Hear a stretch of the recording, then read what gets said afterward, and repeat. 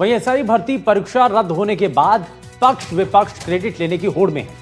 इसको लेकर हमारी टीम ने राज्य वित्त आयोग के अध्यक्ष अरुण चतुर्वेदी से खास बातचीत की है, जहां उन्होंने कहा है कि हाईकोर्ट के फैसले का अध्ययन करेंगे। साथ ही कहा है कि तत्कालीन कांग्रेस सरकार और उनके काम पर सवाल उठाए। और क्या कुछ उन्होंने कहा है, जरा वो आपको दिखाते हैं।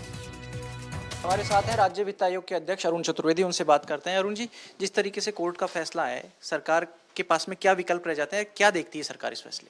मुझे लगता है एक बार सरकार के स्तर पर परीक्षण होगा पूरा, और क्योंकि विस्तृत फैसला अभी आया है, एक बार उसकी कॉपी निकलती है और सर्टिफाइड कॉपी के बाद परीक्षण करेंगे, तब सरकार अपना निर्णय करेगी। एक बात तय है कि इस पूरे प्रकरण में कोर्ट ने जो टिप्पणी की है उसमें 2021 में सारी परीक्षा हुई, आरपीएससी का जो डेवलपमेंट था उसके बारे में सीधी सीधी सटीक कड़ी टिप्पणी की है।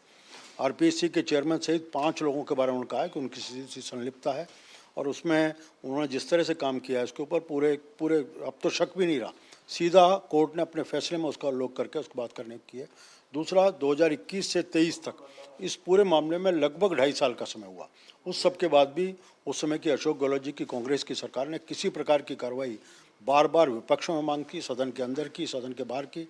भारतीय जनता पार्टी ने हर स्तर का, नीचे मंडल तहसील तक हमने प्रदर्शन किए, उसके ऊपर कोई कार्रवाई करने की बात नहीं की।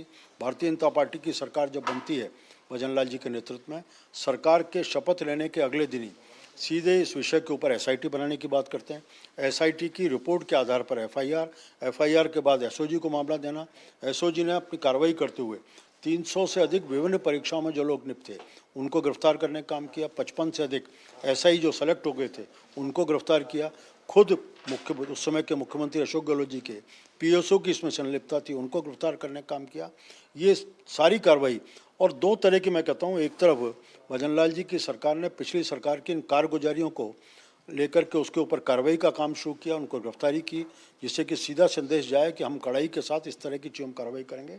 दूसरी तरफ 1.5 साल में जितनी परीक्षा हुई हैं उन सबको शुचिता के साथ, पारदर्शिता के साथ संपन्न कराने का। जब सरकार पिछली सरकार के समय हुई भर्ती परीक्षा के ऊपर सवाल उठा रहे थे, आप लोग विपक्ष में रहते हुए, तो फिर ये कैबिनेट सब कमेटी की रिपोर्ट में ये क्या कहने की जरूरत थी कि इस भर्ती को रद्द नहीं करना चाहिए?